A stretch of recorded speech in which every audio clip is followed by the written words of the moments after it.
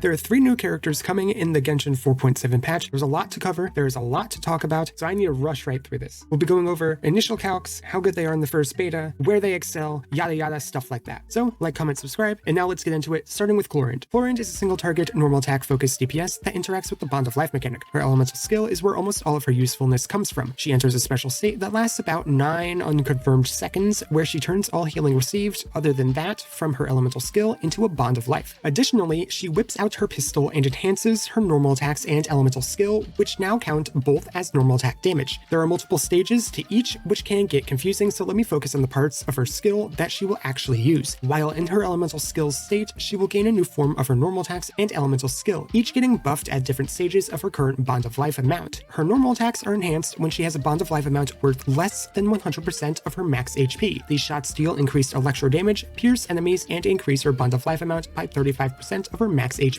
which would end after 3 normal attacks. Her new skill is enhanced when her Bond of Life amount is above 100% of her max HP, as it deals more damage and heals her based on 120% of her current Bond of Life amount. These new normal attacks and elemental skills are incredibly fast and have no cooldown, allowing her to get into a 3 normal attack and skill rhythm. This would also allow her to rapidly heal herself throughout combat, as her enhanced skill would end up clearing her Bond of Life while healing her for 20% of her max HP every time it is cast. This means she could heal herself up to 140% of her max HP during her on-field duration. Her burst is much more straightforward. It deals damage in an AoE like Kuching's, except Clorinde's grants her a Bond of Life based on her max HP. This Bond of Life scales with level, making it mandatory to level this up to level 7 at a minimum, specifically for her Ascension 4 passive's secondary effect, which we'll get into in just a sec. Her first Ascension passive needs to come first, and it is important, as it grants her, oddly enough, about 30% of her total damage output. When any ally triggers an electro-related reaction, Clorinde's base damage will be increased by 17% of her attack, stacking up to 3 times at 54%. The maximum damage bonus that can be obtained with this passive is 1530, which is at 3000 attack. Her 4th passive increases her crit rate by 10% whenever she gains or loses a Bond of Life when it's above 100% of her max HP. This caps at 20% crit rate, which is huge. The reason why you want to level her burst up to level 7 is because this is the point where it grants her a Bond of Life worth more than 100% of her max HP, which allows her to stack this passive faster. Clorinde as a unit excels at her single target electro damage and her ability to be used in many different compositions. The 2 reasons behind her versatility is behind her Ascension 1 passive, which grants her a crap ton of attack scaling, and her skills heal, as it grants her the highest self-sustain in the game, even ahead of Neuvillette. This allows her to be run in quadruple DPS team comps, similarly to how Neuvillette could be used. While she can still be run with a defensive character, she doesn't need to be, since her self-sustain is so good that it allows her to heal through the likes of Furina's team-wide health reduction. For her artifacts, I'm finding that Fragment of Harmonic Whimsy is her best set. It grants her attack, which she adores, and it grants her a massive percent damage bonus. Gladiator's Finale is also pretty good, just like with Arlecchino, and it will just be slightly behind Fragment 2. While you can also use Marais Chaussee, since Clorinde is healable, I can't ever recommend it simply because Clorinde has a lot of crit rate built into her kit. It is incredibly difficult to build with Marais Chaussee in mind, since Clorinde starts off with 44.2% crit rate. Marais Chaussee turns it into a ridiculous 80.2% crit rate. Even if perfected on paper,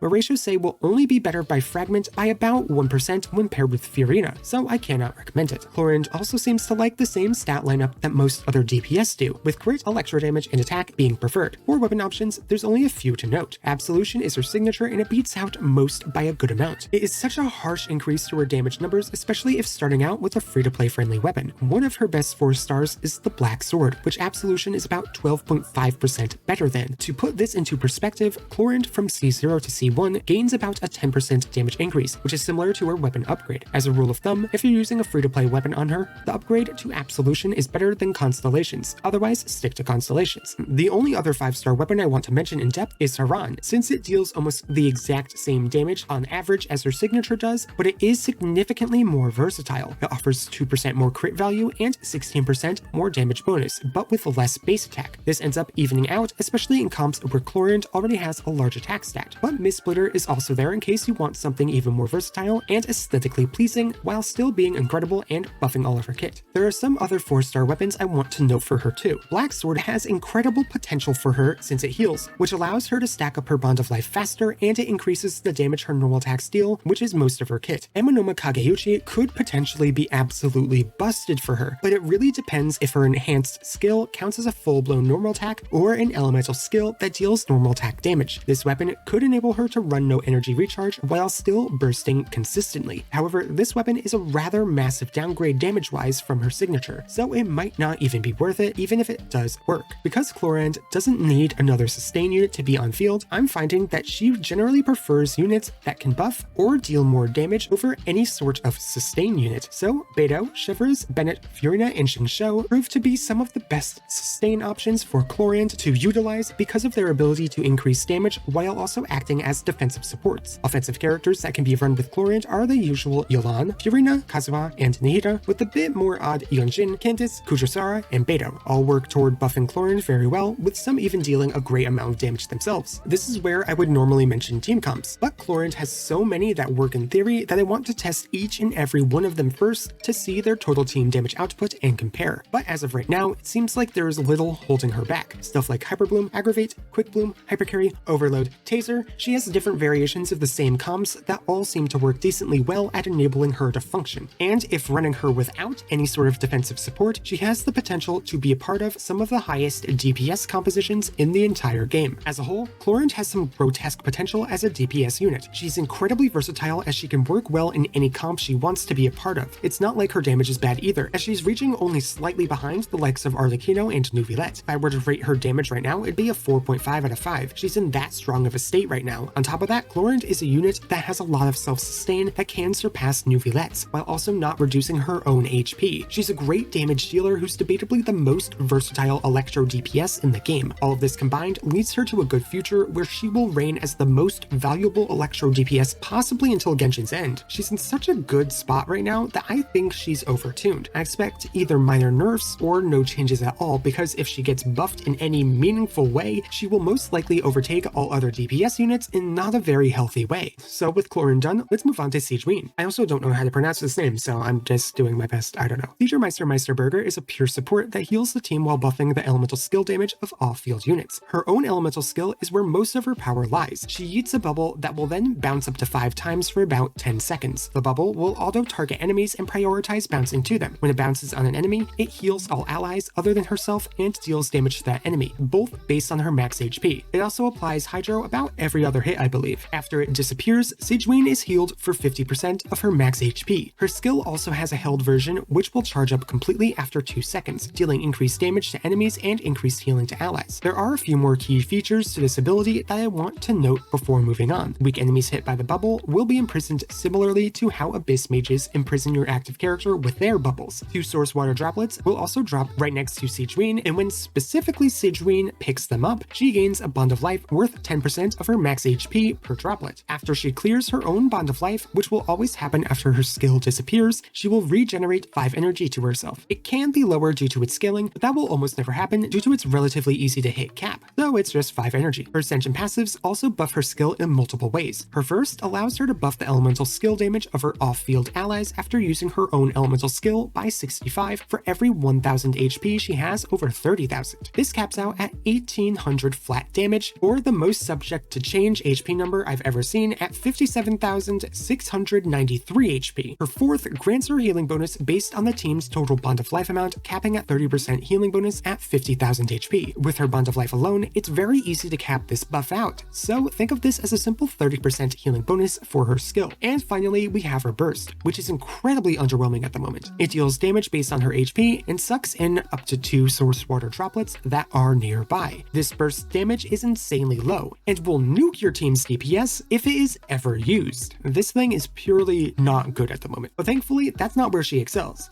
Meisterburger excels in her constant team-wide off-field healing and buffing Furina specifically. This is through her flat damage bonus, which is not as large as Aggravate or Spread. Most elemental skill damage dealers are part of the Dendro or Electro elements though, which diminishes the usefulness of another flat damage amount. Instead, it is better used by the likes of Furina, who can vape and massively multiply the flat damage off of, or even the likes of more raw damage dealers like Albedo or Chiori. However, she cannot buff the on-field unit except when using artifact sets. Therefore, I believe the Song of Days Past to be crazy good for Sigewinne. Because she pairs well alongside Furina, she will be a great sustain option in more traditional vape teams. This means that the on-field DPS will make the most use out of the flat damage buff that Song of Days Past provides, proving it to be incredibly valuable on her. It will also buff her elemental bursts damage output if she ever wants to use it, while still acting as a good support for the team. This will be her staple set in most situations. However, if you want something more resin efficient to farm for, Tenacity of the Millilith is very strong too. It grants her more HP percent, which will make reaching her HP cap easier, though it won't guarantee it, and it allows her to buff the team's attack, which is very good. At the current moment, Sigewinne is an HP lover. Most of the time, HP is the way to go for all of her stats until she reaches her first Ascension passive's large subject to change HP cap. However, this will not happen unless she is using two weapons. The first one being the Recurve Bow. For weapon options, the Recurve Bow is going to be her base weapon. Since she doesn't need her burst at this point in time, full sending into HP with Recurve Bow will usually be better than any other option she has available. Pouring Heartstrings is her signature, and it will be better for her overall. But since her buff has a cap, Pouring Heartstrings will only increase her healing by about 12% and damage by about 14%. Is this worth using over Recurve? In my opinion, not at all. Her damage was irrelevant before, and her healing is enough even with Recurve. The only benefit it brings to Sigewinne is the damage potential she has at C6. But if you do want to make her the elemental skill buffing queen she was meant to be, run her with Sacrificial Bow. It massively boosts her healing, skill damage, energy generation, and buffing potential, while also granting her near permanent uptime of both Song of Days Past and Tenacity. However, it does have two downsides, as it will never allow her to reach the HP caps she wants, and it will extend rotation times. It will technically have a higher buffing output too, but that's only for comps that can rapidly deplete her buff's stacks so she can use her skill again as soon as possible. This can only really occur when she's paired with Fischl or when using her in comps that have multiple sources of off-field damage, like with Yaimiko, Nahida, and Furina. But due to the extra 2 seconds of on-field time that it requires, and the mandatory wait time she has before she can cast her skill again, which would desync the rotation and extend them by up to 10 seconds, using it over Recurve will usually be a DPS loss. As of right now, Furina is the only character that Sigewinne pairs insanely well with. Most units don't make full use of her buff other than Furina, but Furina also offers Sigewinne more healing and damage, and Furina massively multiplies off of the damage buff Sigewinne provides with her own damage bonus buff. This combo is so strong that I would say it's almost mandatory that Sigewinne use Furina, which is unlike most other team-wide healers. Outside of Furina, Baizhu has Nilo, Aggravate, Sino, and his driver position in teams, while Xianyun has Zhao and Diluc to always complement. But for most characters, Sigewinne's buff is comparable to Tenacity plus Noblesse, making her a mere option in most cases. Albedo is the only other unit that pairs particularly well with Sigewinne. Sigewinne is slightly ahead of Zhongli at buffing specifically Albedo's damage output. Albedo's skill also reaches Sigewinne's buff cap at the exact moment the 18-second window for her buff ends, which no other character can do. But this means little when Zhongli is still the better defensive option overall in those comps. But speaking about comps, let's talk about Sigewinne's best. At the current moment, I see Wet Rock as being her best comp. This team has a grotesque amount of damage coming from both Furina and Ito. Furina and Goro aim to massively buff Ito, while Sigewinne works to greatly buff Furina. All of Furina's damage percent multiplies hard off of the flat damage bonus that Sigewinne grants, and because they're both Hydro, they both get more HP, leading to more base damage for Furina and more healing, damage, and damage buffing from Sigewinne for Furina's base damage. The sheer volume of HP conversion for Furina is so potent that it ends up being a stronger buff for her than Viridescent Venrir would be. This combo ends up being so powerful that it should be one of the new best Geo teams in the game, capable of dealing similar damage to Navia's best comp and the new Mono Geo Chiori variant. Another comp variant she has is the skill spam Quick Bloom team, consisting normally of Nahida, Yai, or Fischl, and Furina. This comp can make use of Sigewinne and Sacrificial Bow much more than other comps can due to the amount of off-field skill damage occurring. This team will also make use of Sigewinne's entire buff in about 3 or 4 seconds, which syncs perfectly with the Sacrificial Bow's cooldown. But other than those, I don't see many other comps that Sigewinne will work particularly well in. Instead, Sigewinne feels somewhat like the Baizhu of Fontaine. While she does offer a good buff to off-field elemental skill damage dealers, only Furina and Albedo will want to make use of this buff. Other off-field elemental skill-focused units have Aggravate and Spread, which greatly diminish the value that this additional flat damage bonus provides. However, Sigewinne has the potential to be an excellent unit in Natlin for a reason similar to why Xianyun is so good. Xianyun is a Jean side grade in most cases, but her flat damage increase really pops off when she buffs a Vape DPS due to Vaporize's ability to multiply her buff's damage potential. Murata and or her teams will most likely make heavy use of this buff in some way, which will skyrocket Sigewinne's usability, but outside of Murata's potential future teams, I don't see how Sigewinne would be a very good unit. Her burst deals low damage with a long on-field requirement, her heal can only be activated in combat, her buff is very specific and gets outclassed easily, and she has some of the worst elemental application in the game. Her strength at the moment is her ability to act as a team-wide combat medic and buffer for Furina. Outside of that one case, she will act as a worse Kokomi. And finally, we have Sethos. Sethos is an elemental mastery scaling main DPS that focuses mostly on his charged attack damage. He also comes with a special charge attack that deals increased damage, pierces enemies, and leaves him unable to move after it's completed. Sethos' elemental skill has him deal damage in an AoE before he dashes backward. If he triggers an electro reaction using this ability, he will gain 12 energy toward his burst. This skill also only has an 8-second cooldown, so he can use it twice per rotation relatively easily. His burst is a crazy basic attack stim. It infuses his bow with electro, it allows his normal attacks to deal charge attack damage instead of normal attack damage, it increases the damage of these enhanced normal attacks by a percent of his elemental mastery, and it allows these enhanced normal attacks to pierce enemies for the next 8 seconds. His normal attack string takes about 2 seconds to fully complete, leaving him with enough time only for 4 normal attack strings. His Ascension 1 passive decreases the charge up time for his special charge attack to near instant at the cost of draining his energy. This seems to drain his energy rather quickly for no reason, which I'm a little confused about since he needs energy for his stim. His Ascension 4 passive increases the damage dealt by up to 4 of his special charge attacks by 600% of his elemental mastery once every 15 seconds. This is particularly good for burst damage as it will almost double the damage of his next few special charged attacks. Unlike with 5 stars, Sethos' constellations are important since he's a 4-star, so I will go over them too. His C1 grants him 15% crit rate only to his special charged attack, his C2 grants him 30% electro damage bonus, his C3 increases the level of his normal attacks, his C4 grants his team 80 elemental mastery for 10 seconds only when he hits 2 or more enemies with either of his piercing charged attacks, his C5 increases the level of his burst, and his C6 refunds the energy his Ascension 1 passive consumes 1 time per activation of the passive. Most of these buff his special charge attack, leading to a 64% damage increase for that playstyle, while his main DPS playstyle gets only a 27% damage increase. In any case, the main DPS playstyle will deal more damage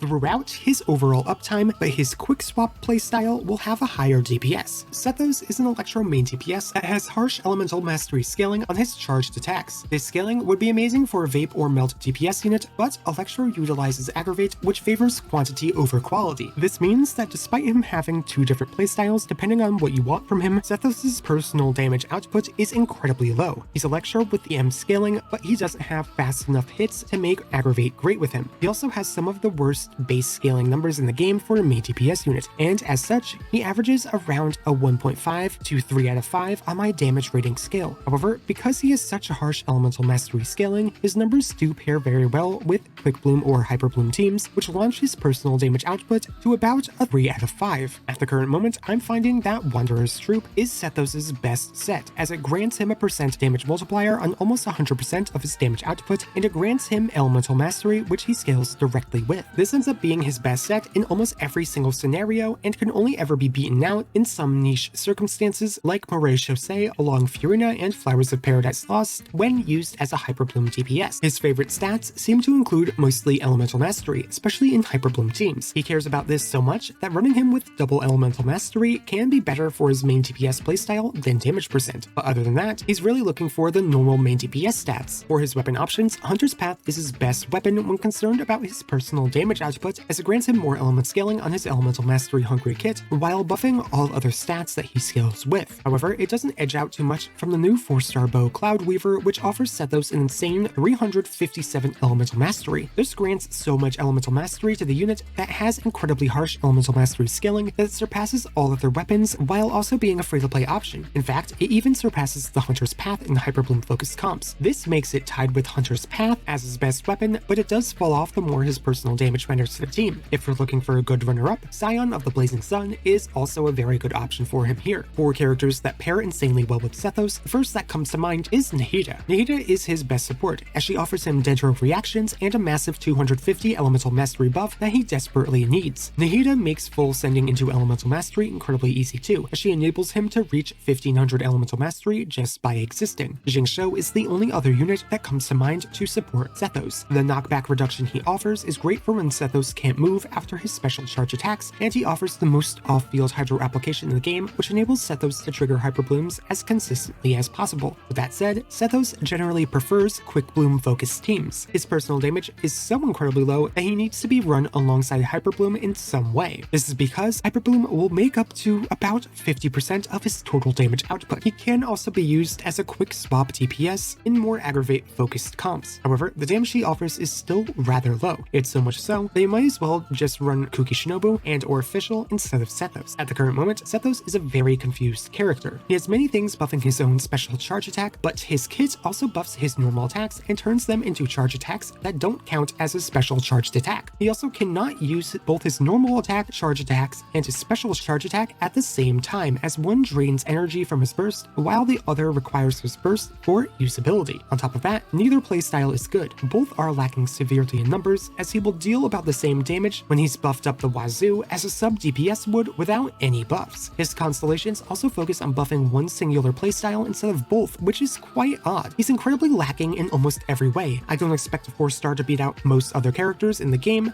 but they should be good at something, especially at C6. Sethos is great at nothing though, and instead has to rely on Hyperbloom in order to deal any sort of meaningful damage as a main DPS. However, I neglected to mention one specific thing until now. Sethos is a bow character. While this doesn't seem like a bad thing at first, it is when you remember that a bow unit's arrow attacks are rather small and aim for the center of mass of enemies. Just like the arrows, bloom cores are also on the smaller side, though still larger than arrows, and they fall on the ground, which means his arrows are significantly less likely to hit bloom cores than other characters would. If the enemy is on the larger side, their center of mass will be higher than normal too, making it nigh impossible for Sethos to deal Hyperbloom damage in those situations. Sethos is an Electro main DPS that does not have the damage numbers for raw damage dealing, the attack frequency for Aggravate reactions, and the AoE attacks for Hyperbloom damage. This makes Sethos another one of those units whose kits actively work against themselves. I think I'm starting to see a pattern here. Hoyoverse seems to like to make certain characters' kits dead on arrival, and Sethos seems to be one of those units. Everything he wants to do has a major caveat that cannot be overlooked. Will he be the worst DPS in the game though? With the introduction of Shangyun, both Xinyan and Dea received another way to be used that actually deals decent damage. But Aloy still exists, so